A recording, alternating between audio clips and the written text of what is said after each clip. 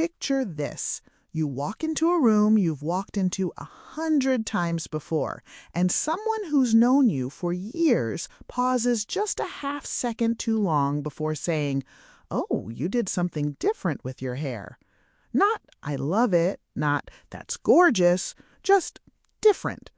If that sentence just made your stomach drop a little, stay right here, because we need to talk about something most hairstylists won't tell you to your face.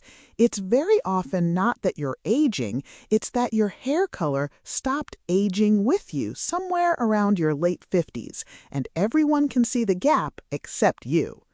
Today, we're going through 5 specific hair color choices that are quietly working against you after 60, why they happen to almost every woman without her ever deciding it on purpose, and exactly what a stylist would actually recommend instead.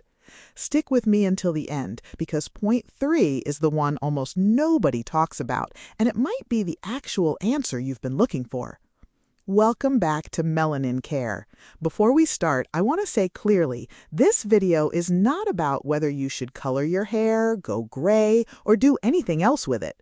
That decision is entirely yours, and there's no wrong answer here. This is specifically about execution, the difference between a hair color choice that's done with intention and one that happened by accident, out of habit, or because nobody ever explained the why behind it. Whether you're covering gray, embracing it fully, or somewhere in between, the exact same principles apply, and we'll cover all of it today. This channel exists to explain the reasoning behind style and beauty choices, not just hand you rules with no context. So by the end of this video, you'll understand not just what to change, but why it actually matters for how color behaves against skin that's changed over the decades. Let's start with the most common one. Quick ask before we dive in. If you're new here, hit subscribe and tap the bell. We put out honest, science-backed style and beauty guidance for Black women over 50 every single week, and this is exactly the kind of video you don't want to miss going forward. Okay, let's get into it. Point number 1. Flat, one-dimensional jet black, especially from a box dye applied all over in one solid pass. Here's what's actually happening chemically. As we age, skin naturally loses a small amount of the warmth and reflectivity it had in our 20s and 30s. A completely flat, opaque black hair color has zero variation in it to soften that transition. So instead of framing the face, it can create a harsh, almost cut-out silhouette against the skin, especially in bright light or on camera. Under a phone camera flash especially, flat black can look almost blue-black in a way that reads harsher than it does in the mirror at home. This isn't about the color black itself being wrong. Black can be stunning at any age. It's specifically about flat black, the kind with no depth, no lowlights, no subtle variation anywhere in it. The fix is dimension, not a different color family entirely. Ask your stylist for what's called a melt, soft lowlights 2 to 3 shades warmer woven through, even if you can barely see them in normal light. The goal isn't for anyone to notice you added anything. It's for your hair to catch light the way it naturally would if it had never been touched by a single process at all. If you're doing this yourself at home with box dye, this is genuinely one situation where a single visit to a professional colorist, even just once or twice a year for a custom gloss over your regular color, changes the entire effect without changing the color itself. Think of it as adding texture to a photograph instead of leaving it completely flat. The color stays essentially the same. The dimension is what changes how it reads on camera and in person. Point number 2, and I want to be careful here because this one gets misunderstood. A harsh, unblended line between your natural regrowth and your dyed color. This is not in any way an argument against going gray. Silver hair done well is genuinely one of the most striking looks a woman can have, and honestly, it's a huge part of this channel's own visual identity. The actual issue is the in-between zone, a stark, visible line an inch or two down from the scalp where color stops and regrowth starts abruptly with nothing softening the transition. That hard line is what reads as neglected, not the gray hair itself. There are really only two choices that consistently look intentional.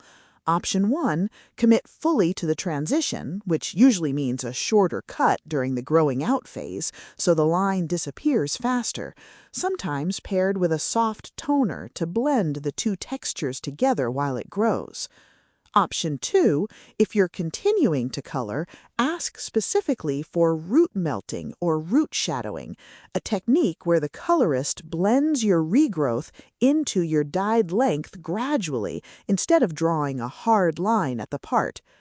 Root melting typically only adds a small amount to a regular color appointment, and most colorists can start incorporating it at your very next visit without you needing a separate special appointment for it.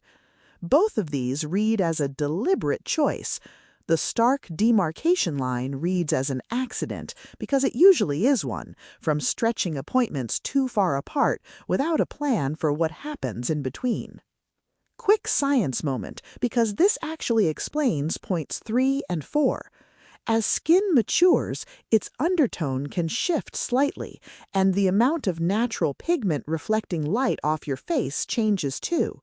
That means a hair color that had the right temperature and depth for you at 40 can genuinely sit differently on you now, not because your color choice was wrong then, but because the surface it's framing has changed. Colorists call this color temperature. Every color, from platinum blonde to the darkest brunette, has a warm or cool lean underneath the actual shade. This is also why a color that a friend recommends, even if it looks incredible on her, might not translate the same way onto you at all. It was never really about the color name, it was about whether her underlying undertone matches yours. Understanding your undertone is not just a hair color thing either. It's the exact same principle behind why certain lipstick shades or clothing colors suddenly work better on you than others did a decade ago. Once you know whether you lean warm or cool, most color mistakes become very easy to spot and avoid, in your hair and honestly everywhere else too. Point number 3, and this is the one I mentioned at the start. Cool, ashy tones applied to hair when your skin genuinely leans warm underneath.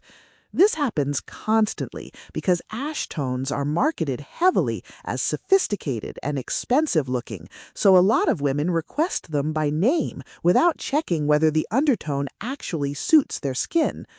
Against a warm undertone, an overly ash or cool-toned color can drain color from the face rather than complementing it, making the whole complexion look slightly tired or flat, which is often exactly what gets misread as aging when it's really just a color temperature mismatch. Here's a simple way to check your undertone at home. Look at the veins on the inside of your wrist in natural daylight. Green-looking veins usually mean a warm undertone. Blue or purple-looking veins usually mean a cool undertone. If you genuinely can't tell, you likely lean neutral, which means you have more flexibility either direction. Bring a photo of your wrist if it helps. Most colorists genuinely appreciate a client who's already thought this through before sitting in the chair. If you lean warm, look for hair color with words like chocolate, chestnut, copper, or caramel in the description, rather than ash, smoke, or cool. This single check, done before your next color appointment, prevents more disappointing salon visits than almost anything else on this list, and it costs absolutely nothing. Point number 4, dull, overprocessed color. Number 4 is dull, brassy, or flat-looking color from repeated box dye applications without any restorative treatment in between. Every time hair is processed with color, the outer cuticle layer opens slightly to let pigment in, and over years of repeated at-home color with no professional intervention, that cuticle can stay slightly rougher than it should, which scatters light instead of reflecting it smoothly. Color that should look rich and glossy instead looks flat and slightly dull, no matter how good the actual shade choice was. This is purely a texture and shine issue layered on top of the color itself, and it's completely fixable without changing your color routine at all.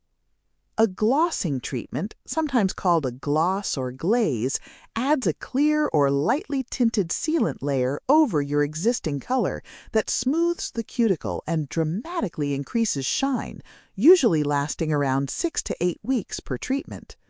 Ask specifically for a clear gloss if you don't want to shift your color at all, or a tinted gloss if you'd like to deepen or warm it slightly at the same time. Many salons offer this as a quick add-on service separate from a full color appointment, and it's significantly less expensive and less time-consuming than a full re-dye. If you're coloring at home consistently, alternating with a color depositing gloss treatment between full color sessions keeps the shine consistent without doubling your processing frequency. Dull hair reads as tired hair, regardless of the actual shade underneath it, and this is often the single fastest fix on this entire list. Point number 5, and the last one, trying to replicate the exact hair color you had at 25 or 30, shade for shade, decades later.